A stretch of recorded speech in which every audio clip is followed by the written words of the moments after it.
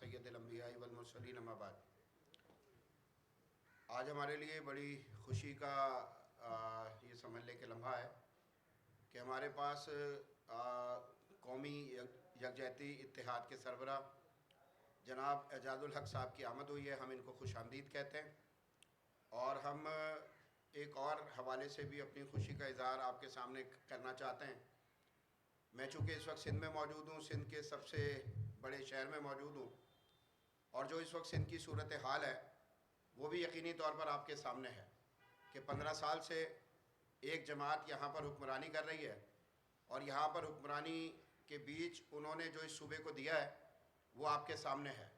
यानी सूबे का इंफ्रास्ट्रक्चर सारा का सारा ख़त्म हो चुका है, बर्बाद हो चुका है और कोई चीज़ ऐसी नहीं है, कोई एक शोबा ऐसा नहीं है कि जिसको लोगों के सामने उनकी जानिब से रखा जा सके और ये कहा जा सके कि इसमें मकसद जो है हमारा सूबा, हमारे लोग, हमारे अवाम कुछ आगे बढ़े हैं।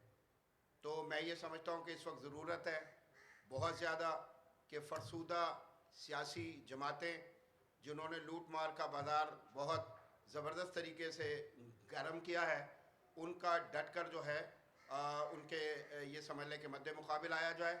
अल्लाह का फ़ज़ल है कि PMML के उम्मीदवार सूबे भर में यानी कराची में, हैदराबाद में और अंदरून सिंध के मुख्तलिफ़ इलाक़ों में इस वक्त कौमी असम्बली की सीटों पर, सूबाई असम्बली की सीटों पर बाकायदा तौर पर मैदान में अल्लाह के फ़ज़ल से जो है वो मौजूद हैं और उम्मीद है इंशाअल्लाह कि ये जो इत्तेहाद बनने जा रहा है इसको लेकर हम आगे बढ़ेंगे और इंशाअल्लाह अल्लाह ने चाहा तो पीपल्स पार्टी जो है उसको इस बार सूबे में खुला मैदान में असर जो है वो इंशाअल्लाह अल्लाह ने चाहा तो नहीं आएगा।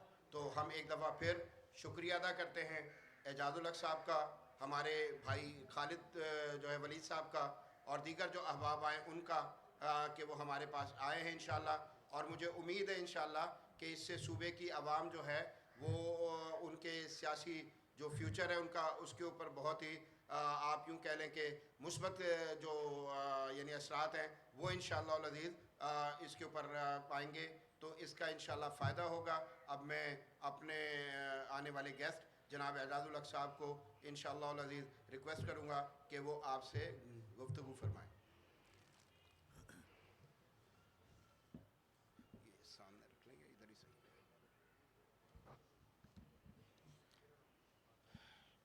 रहीम।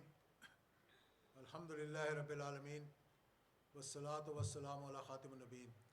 सबसे पहले तो मैं मरकज़ी मुस्लिम लीग का शुक्रिया अदा करता हूँ कि आज हमारा बड़ा पुरजोश और मोहब्बत भरा यहाँ पे इस्तकबाल किया इन्होंने। आपने पिछले चंद दिनों की अगर एक्टिविटी देखी होगी तो आपको मालूम होगा कि हमने पिछले 3 माह से हम कोशिश कर रहे थे कि कुछ ऐसे दोस्त थे जो कि इंडिपेंडेंट थे और कुछ ऐसी जमातें थीं जो अपना अपना इलेक्शन लड़ रही थी जिनके साथ हमारा एक पुराना ताल्लुक़ था और ख़ुसूसी तौर पर उन लोगों के पास कोई ऐसी जगह नहीं थी कि जहाँ पर वो जा सकें, जिन जमातों में वो जा सकें अपनी ख्वाहिश के मुताबिक। क्योंकि आपको मालूम है कि मैं उस पर एलेबोरेट नहीं करना चाहता कि किस जमात की क्या पोजीशन है पाकिस्तान के अंदर। तो इंडिपेंडेंटली हर कोई समझता है कि जी हमने एक कुर्बानी दी है अपने हलके में, हम ने कई सालों से सियासत की है और सब इलेक्टेबल हैं, अटक से लेकर और रहीम यार ख़ान तक जो लोग हमारे साथ शामिल हुए हैं। इसी तरह से फिर कुछ जमातें थीं। मरकज़ी मुस्लिम लीग ख़ास तौर पर पिछले 3 माह से हमारे इनके साथ मुज़ाकरात हो रहे थे। जमीयत उलमा इस्लाम समीउल हक ग्रुप के साथ हमारी बातचीत चल रही थी और इसी तरह से कुछ मशाइख भी हैं, मियाँ जलील शरपुरी साहब हैं और दीगर लोग भी हैं जिनके साथ हमारी बातचीत चल रही थी। तो पहले हमने एक इजलास किया था जो तमाम अपने दोस्तों को, इंडिपेंडेंट्स को हमने लाहौर में दावत दी थी। उस दिन बहुत से लोग तो शामिल हुए थे लेकिन कुछ लोग नहीं पहुंच सके थे इलेक्शंस की मसरूफियात की वजह से, या फॉग बहुत ज़्यादा है आजकल, धुंध का प्रॉब्लम है वहाँ पे। फिर उससे अगले दिन हमने मरकज़ी मुस्लिम लीग के साथ एक अलायंस किया और हमने ये सोचा कि इस वक्त पाकिस्तान को सबसे ज़्यादा जो है वो एक यूनिटी की, एक इत्तेहाद की ज़रूरत है। तो नेशनल पॉलिटिकल अलायंस यानी कि कौमी यकजहती इत्तेहाद के नाम से हमने कहा कि हम इकट्ठे हों। ये काम असल में 3 माह पहले शुरू करना चाहिए था जब हमने गुफ्तगू शुरू की थी। थोड़ा सा लेट तो हम ज़रूर हो गए हैं, लेकिन वो इस वजह से कि एक निशान जो है उसका वक्त जो है वो गुज़र चुका था। तो हमने कहा ये सारे जो हमने नेशनल पॉलिटिकल यूनिटी अलायंस बनाया है, कौमी यकजहती इत्तेहाद जो है, इसके जो हमायत याफ्ता होंगे, अपना जो लड़ रहे होंगे इलेक्टेबल्स, वो इसमें ये सपोर्ट देंगे इनको। फिर इसमें कुछ और भी जमातें हैं जिनके साथ हमारी गुफ्तगू चल रही है अभी। जमीयत उलमा इस्लाम जो है उसमें डॉक्टर अबुल खैर ज़ुबैर से मेरी बात हुई है, उनसे शायद मुलाकात भी 1-2 दिनों में होगी। और JUP, जी हाँ JUP। और इसी तरह से और भी बहुत से लोग हैं जो कि अभी आने वाले दिनों में शामिल होंगे। कल जमीयत उलमा इस्लाम जो समीउल हक साहब की पार्टी, उसके साथ हमारी इस्लामाबाद में मीटिंग होगी। वहाँ पर हम कोशिश करेंगे कि ऐलान हो जाए, हमारे इत्तेहाद के अंदर वो शामिल हो जाएं। तो देखें, इस वक्त मेरे नज़दीक ये है कि हम में से बहुत से ऐसे लोग हैं जिन्होंने पाकिस्तान की सियासत को बड़े करीब से देखा है। ख़ास तौर पे ये पिछले 1988 टिल टुडे हम उसके अंदर एक्टिवली पार्टिसिपेट भी करते रहे हैं। 6 मरतबा कौमी असम्बली में भी जा चुके हैं, वज़ीर भी बन चुके हैं। इस वक्त जो सबसे ज़्यादा ज़रूरत है वो ये है कि कौमी यकजहती की, पोलराइजेशन इतनी ज़्यादा हो गई है सोसाइटी के अंदर, पॉलिटिक्स के अंदर, हर चीज़ के अंदर। क्या एक दूसरे से बात करना तो दूर की बात, एक दूसरे की जान के दुश्मन हुए हैं। एक दूसरे के साथ बैठकर खाते भी हैं और फिर उस थाली के अंदर छेद भी करते हैं। ये हमारी सियासत बनी हुई है। और मैं ये बार बार बात करता हूँ, रिपीट करता हूँ, आज कराची में भी कहता हूँ कि 2006 में जो चार्टर ऑफ डेमोक्रेसी हुआ था, जितना उसने डैमेज किया पाकिस्तान की जमहूरियत को कि किसी और चार्टर ने नहीं किया। इसीलिए मैं कहता हूँ एक वो चार्टर हुआ था और एक आज चार्टर की ज़रूरत है कि चार्टर ऑफ पाकिस्तान हो गया। हर जमात, हर सियासतदान अपने से बालातर होकर पाकिस्तान की बात करें और कह के आए मैं बैठने के लिए तैयार हूँ, अपनी गलतियाँ तस्लीम करने के लिए तैयार हूँ और पाकिस्तान के लिए अपने से बालातर होकर मैं पाकिस्तान के लिए सोचने को तैयार हूँ। पहली तो ये सबसे बड़ी बात है। हमारे यहाँ जो मेरा नज़रिया और हमारे दोस्तों का भी यही नज़रिया है जो हमारे साथ शामिल हो रहे हैं। दूसरा, चार्टर ऑफ डेमोक्रेसी की मैंने बात की 2006 वाले की, उसने एक चीज़ साबित कर दी कि अब नज़रियाती सियासत पाकिस्तान में से ख़त्म होगी। माजी में जो भी होती थी, चाहे लेफ़्ट की हो, चाहे राइट की हो, चाहे दीन की हो या दीन के बग़ैर हो, सियासत तो थी जिसके अंदर के एक झंडा, एक कलम उठा के लोग चलते थे। चार्टर ऑफ डेमोक्रेसी ने यह किया कि जी ये नॉर्थ पोल और ये साउथ पोल एक जगह मिल गए, तो इनका तो कोई विजन ही एक नहीं है, इनका तो मैनिफेस्टो ही एक नहीं है। हाँ, इन्होंने डिमांड्स बहुत सी रखी थी उसके अंदर, जिसको कहा था चार्टर ऑफ डेमोक्रेसी, कहा था कि जी हम ये नहीं करेंगे, हम ये नहीं करेंगे, हम ये नहीं करेंगे। और मैं ये बार बार कहता हूँ ताकि लोगों का, हमारा हाफजा बड़ा कमज़ोर है कि जैसे ही उसकी स्याही भी नहीं सूखी थी अभी, तो अबू धाबी के अंदर माशाल्लाह कहा जा कि हम कभी इस्टेब्लिशमेंट के साथ हाथ नहीं मिलाएंगे, तो वो एक हाथ तो मिलाना अलग बात है, 2-2 हाथ मिलाकर जफ्फियाँ डालनी शुरू कर दी। वो लंदन में बैठे उसकी स्याही सुखा रहे थे और पीपल्स पार्टी जो है वो अबू धाबी में बैठी अगले आने वाली हुकूमत की गुफ्तगू करना शुरू कर दी थी। और फिर आपने देखा कि उसके बाद पाकिस्तान में ज़्यादा मज़ीद पोलराइजेशन हुई है। 2008 के इलेक्शन, 13 के इलेक्शन, 18 के इलेक्शन। तो अब भी ये हालात है हमारे कि इकॉनमी हमारी वेंटिलेटर पे, सिक्योरिटी हमारी वेंटिलेटर पे है, बहुत सी चीज़ें ऐसी हैं जो ऑक्सीजन पे हैं जिनका मैं जिक्र यहाँ पे नहीं करना चाहता। हर पॉलिटिकल पार्टी जो है इस वक्त अपने अपने मफाद के लिए, कोई महंगाई के बारे में नहीं सोच रहा, कोई बेरोज़गारी के बारे में नहीं सोच रहा, कोई ये नहीं सोच रहा कि पाकिस्तान की एक्सपोर्ट्स को कैसे बढ़ाना है, पाकिस्तान की इंटरनेशनल फॉरेन पॉलिसी में पाकिस्तान को कहाँ पर हमने लाकर खड़ा करना है, हम किसकी गोद में बैठना चाहते हैं, या हम एक ख़ुद मुख्तार मुल्क, एक सोवरन कंट्री बनकर खड़ा होना चाहते हैं। ठीक है ना। तो वो कहते हैं, हमारे पिछले वज़ीर आज़म जो थे उन्होंने एक लफ्ज़ इस्तेमाल किया था जो कि मैं समझता हूँ कि उसके साथ ही इस्तीफ़ा दे देना चाहिए था कि beggars can't be choosers.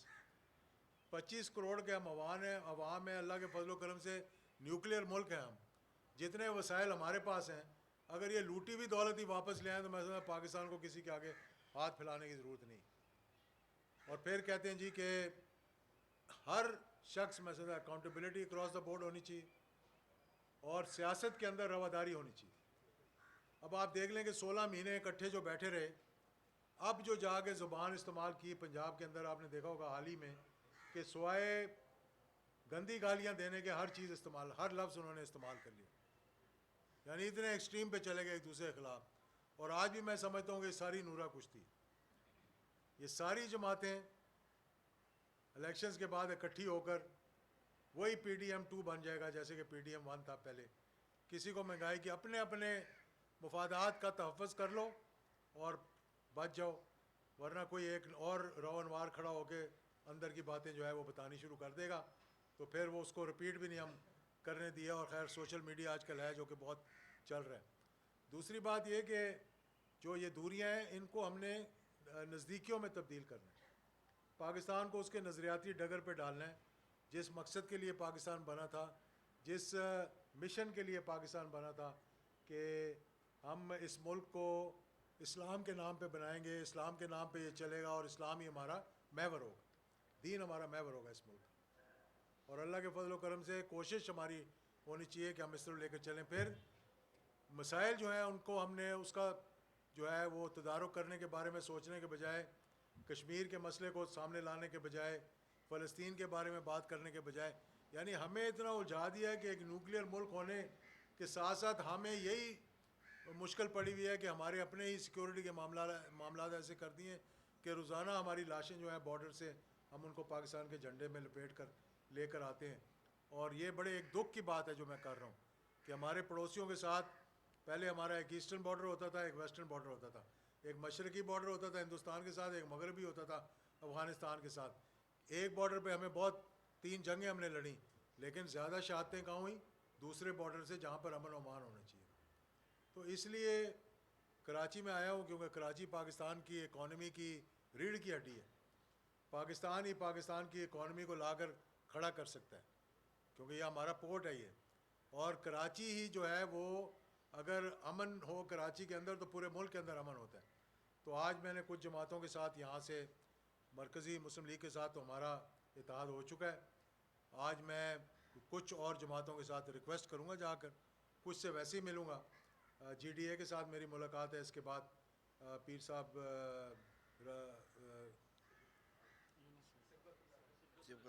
Sibgatullah राशदी नहीं अपना यूनुस साईं के साथ, और फिर उसके बाद पीर पगाड़ा साहब अगर यहाँ मौजूद हुए तो उनके साथ।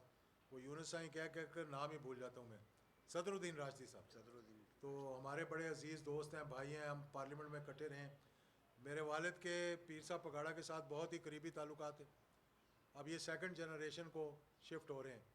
उसी मोहब्बत के साथ, उसी चाहत के साथ, उसी लगाव के साथ हमने हमेशा एक दूसरे से मुलाकात की है और उसी को हम आगे लेकर चलना चाहते हैं। MKM वालों से भी रिक्वेस्ट की हुई है, उनसे भी बाद में मुलाकात होगी। और ANP वालों से भी हमने रिक्वेस्ट की है, शाही सैयद साहब से, उनसे भी हमारी मुलाकात होगी, ताकि हम ये देखें कि किस तरह से हमने अपने डिफरेंसेस को ख़त्म करके अपनी अपनी गलतियों को तस्लीम करते हुए हमने पाकिस्तान को मजबूत करने के लिए आगे कैसे चलें। बजाय दस्तों गिरबान होने के एक मरतबा ज़रा थोड़ी सी जफ्फी डाल के देखें। मैं बस जफ्फी तक ही रहें तो वही बहुत अच्छा है, अगली बात नहीं करें। तो बहुत बहुत शुक्रिया। आपका कुछ सवाल पूछना है तो आप पूछ सकते हैं।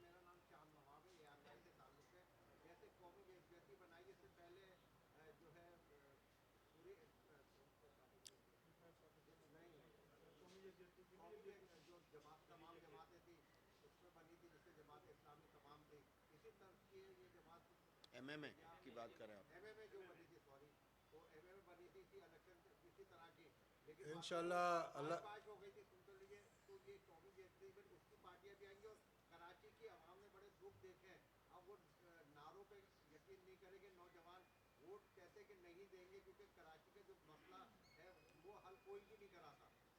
ये बड़ी अच्छी बात है। अगर वोट देना ही बंद कर दें तो कम से कम सियासतदानों को थोड़ी सी अक्ल आ जाएगी। अगर एक दफ़ा कहना, हमारा 90 में जब 88 में इलेक्शन लड़ रहे थे तो कहते थे कि बिजली दो वोट ले लो, तो लोगों ने फिर बिजलियाँ देनी शुरू कर दी। फिर कहा गैस दो तो वोट ले लो। तो यहाँ कह कि हमारा हक दो तो वोट ले लो। हर जगह पे उनका हक मिलना चाहिए। अब आपको ख़ुद नहीं पता कि आप कौन से वाले इत्तेहाद की बात कर रहे हैं, PDM की कर रहे हैं, MMA की कर रहे हैं, हैं जी, कि पीपल्स पार्टी की कर रहे हैं या किसी। हाँ, MMA तो बहुत अच्छा इतिहाद था, उसने हुकूमत की है 5 साल इस मुल्क के अंदर, अपोजिशन में बैठे हैं मौलाना फजल रहमान साहब की क़यादत में जो था, काजी हुसैन अहमद थे। जमात इस्लामी के साथ भी हमने कुछ दोस्तों को भेजा था। मैं कोशिश करूँगा कि सिराजुल हक साहब से भी एक मीटिंग हो जाए, क्योंकि वो भी अच्छे नज़रियाती जमात है। अच्छा सर, ये बताइएगा आप ये कह रहे हैं कि इस वक्त जो है वो कौम को एक कौमी यकजहती और इतिहाद की ज़रूरत है, लेकिन एक पार्टी मुल्क में ऐसी भी है जो कि हम देखते रहते हैं कि नौजवानों में भी बहुत ही मकबूल है, और आप भी गए उनसे मुलाकात भी की उनके सरबराह से जो इस वक्त उनके बानी जेल में मौजूद है, तो क्या समझते हैं कि कौमी यकजहती के लिए उस पार्टी से बात नहीं करेंगे ताकि उनको भी लेके चले और वो भी एंटी स्टैब्लिशमेंट के बजाय जो है वो आए और मुल्क के लिए जो है वो आपके साथ। सबसे मैंने तो कहा ही नहीं किसी को, मैंने कहा कि इसको एक्सक्लूड कर दो, जो गलतियाँ हुई हैं उसकी। मैंने कहा सबके साथ, अगर आप कहते हैं मैं नाम लूँ तो नाम भी ले देता हूँ, इसमें कोई परेशानी की बात नहीं है। हमारे भाई हैं, हमारे दोस्त हैं, उनके साथ हमने काम किया, उनके साथ हमने इलेक्टोरल अलायंस किया था। सब के साथ बात होनी चाहिए, हम नहीं कह रहे किसके साथ नहीं होनी चाहिए। और जो जिसने जो गलती की है, मैं नहीं कहता कि अक्रॉस द बोर्ड सब ने गलती की है, लेकिन जिसने जो गलती की है उसको उसकी माफ़ी भी मांगनी चाहिए, उसका अजाला भी करना चाहिए, और सबको मिलकर चलना चाहिए। और सबको, आजकल एक नया लफ्ज़ निकला है वो लेवल प्लेइंग फील्ड, सबको लेवल प्लेइंग फील्ड मिलनी चाहिए। और आज अभी मैं जहाज़ से उतरा हूँ तो पहली खबर मुझे मिली कि बल्ला भी बहाल हो गया, तो इसका मतलब अच्छी खबरें आनी शुरू हो जाएं शायद।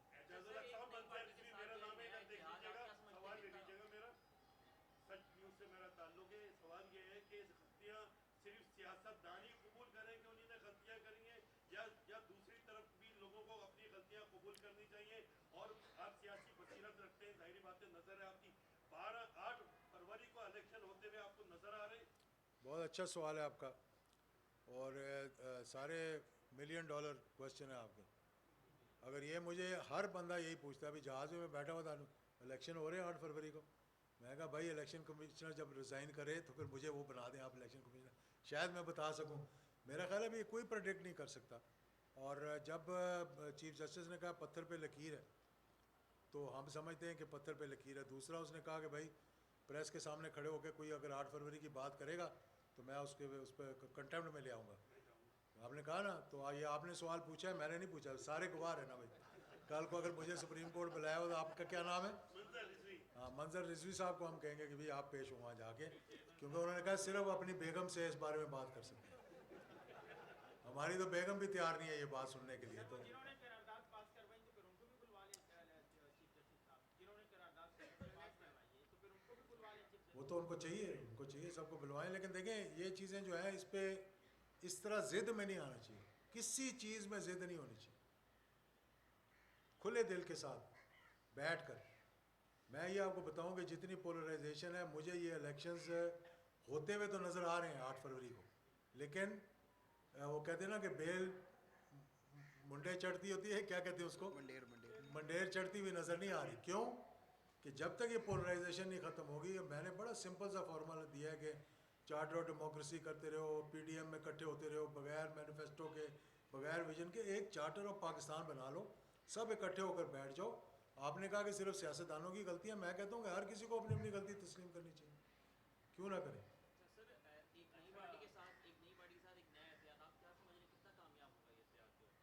कौन सी नई पार्टी? ये बड़ी पुरानी पार्टी है मरकजी मुस्लिम लीग, नई पार्टी तो नहीं भाई, यहाँ तो बूढ़े हो गए, बाल सफ़ेद हो गए, 35 साल तो मुझे हो गए प्रैक्टिकल पॉलिटिक्स के अंदर। तो लोग अभी भी अगर आप पूछेंगे नई पार्टियाँ, तो फिर अल्लाह ही रहम करे यार। मेरा सवाल ये, आपने जिक्र किया कि बैरुल मुल्क से डॉलर वापस लाई जाए। अफगान जिहाद के वक्त आज दुनिया भर में ये हुआ है, तो हुमायूं अख्तर साहब के $1 मिलियन वहाँ पर थे, और दीगर हमारे पाकिस्तानी सियासतदानों के, जनरलों के, सबके कारोबारी शख्सियात हैं, क्या उनका पैसा वापस कब आएगा? दूसरा, परवेज मुशर्रफ को बाद मौत दोबारा सजाए मौत बहाल की गई है, इस पर क्या कहना चाहिए? पाकिस्तान में यही तो ख़राबी है कि जब कोई बैठा होता है कुर्सी पे तो सब सलाम करते हैं, जिस दिन उतर जाता है तो गिरबान पकड़ लेते हैं। यही हमारी कमज़ोरी है कि जब हम किसी की इज़्ज़त अपने लोग ही नहीं करेंगे तो बाहर की दुनिया हमारी क्या इज़्ज़त करेगी। मज़ा तो फिर आना था कि उनके होते हुए कोई सजाए मौत देता, जब कुर्सी पे बैठे होते तो बात करता। बाद में बातें करने की क्या ज़रूरत है कि जी वो 40 साल के बाद अब आप कहें जी फ़लाँ को निकालो और ये करो और वो करो। ये सब ढकोसले हैं, डाइवर्जन्स हैं, असली हकायक से जो है वो मुंह छुपाने वाली बात है। और जिन जिन का जो आया, देखें सबसे बड़ी बात, अभी आपने एक नाम लिया, आपको नहीं लेना चाहिए था नाम, उनका नाम कहीं आया पनामा के अंदर, या कहीं आपको ये साबित हुई बात? सुनी सुनाई बातें हैं ना ये, कि अफगान जहाद के दौरान पैसे आए और ये हुआ, ये सब सुनी सुनाई बातें हैं लोगों का। ये एक एक कहते हैं ना कि बयानिया, जो बयानिया बनाते बनाते सब ने मर गए, बयानिया बनाते बनाते, और सब ही रह गए बयानिया बनाते बनाते। तो इसमें सबसे बड़ी बात जो है, आप लोगों की वसातत से, आपने सवाल पूछा था, मैं आपको ये कह रहा हूँ कि एक केस ऐसा हुआ है जिसमें कि सबसे बड़ी अदालत ने, सुप्रीम कोर्ट ऑफ पाकिस्तान ने कहा कि ये NRO जो हुआ है, जिसके अंदर मिलियंस ऑफ डॉलर्स को ब्लैंकेट एमनेस्टी दी गई, सुने गौर से ज़रा, उसको उन्होंने कहा ये वॉइड ऑफ इनिशिया। वॉइड ऑफ इनिशिया का मतलब कलअदम। मैं जनाब मोहतरम चीफ जस्टिस से सवाल करता हूँ कि आप इतने पुराने पुराने केसेस उठा रहे हैं और उनको दोबारा से ज़िंदा कर रहे हैं, माशाल्लाह बड़ी अच्छी बात है, करना चाहिए। लेकिन जब एक चीज़ को कलअदम करवाया गया और ये मालूम हो गया कि 60 मिलियन डॉलर जो है वो स्विट्ज़रलैंड के बैंकों में पड़ा हुआ है, ये पता लग गया कि मिलियंस ऑफ डॉलर्स की ज्वेलरी वहाँ के लॉकर्स में पड़ी हुई है, ये पता लग गया कि एक सरे महल ये हमारा है, ये हमारा नहीं है, और उसके बाद वो कहा जी ये हमारा है, वो बिक भी गया। वो पैसे कहाँ गए? वो 60 मिलियन डॉलर कहाँ गए? जब एक चीज़ कलअदम करार दे दी गई तो उनको बुलाकर पूछें तो सही यार कि वो पैसा किधर गया जो पाकिस्तान का पैसा था, लूटा हुआ पैसा था या कमाया हुआ पैसा था, या जैसा भी पैसा था, मैं नहीं कहता किसी पे इल्ज़ाम ऐसे में लगाऊं। तो जब हम यही नहीं कर सकते तो हम कैसी अकाउंटेबिलिटी की बात करें कि एक चीज़ जो साबित हो चुकी है, एक चीज़ जो ओन हो चुकी है, एक चीज़ जो बिक चुकी है, एक चीज़ जो मिल चुकी है, और फिर हमारे क्या कहते हैं ऑनरेबल एम्बेसडर जनाब UK में, वो एक गाड़ी के अंदर डब्बे के डब्बे कागजात के छुपा के ले जा रहे हैं और ले जाकर एम्बेसी में छुपा दिए और किसी ने उसके बाद बात ही नहीं की। तो आप जो ये बात करें तो फिर ये चीज़ें करें ना जो कि साबित हो चुकी हैं। एजाज साहब ये बताएं कि आपने भी इत्तेफाक बनाया, इलेक्शन भी लड़ने जा रहे हैं, लेकिन एक आम चीज़ ये है कि कोई भी इलेक्शन जो है वो किसी सपोर्ट के बगैर कोई भी नहीं जीत पाता। तो आपको किसकी सपोर्ट है और आप कितने सपोर्ट? सब मिल के दुआ करो यार कि कोई सपोर्ट मिल जाए हमें अल्लाह की तरफ से तो बड़ा अच्छा हो जाएगा, है जी। बस जिस जिसको मिली होगी उन्हें पता होगा, हम भी कोशिश करेंगे कि लेवल प्लेइंग फील्ड सब के लिए होनी चाहिए।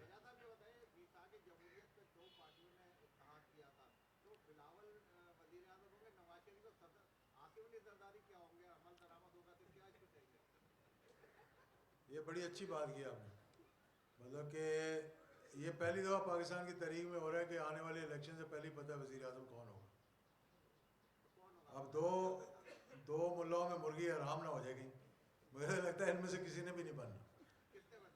बस ये आप देखेंगे। अब आप इधर जो हम बैठे हुए इतनी दुआएं कर रहे हैं किसी वजह से कर रहे हैं ना, ये हम ठीक हो गया। बहुत बहुत शुक्रिया सबका। शुक्रिया।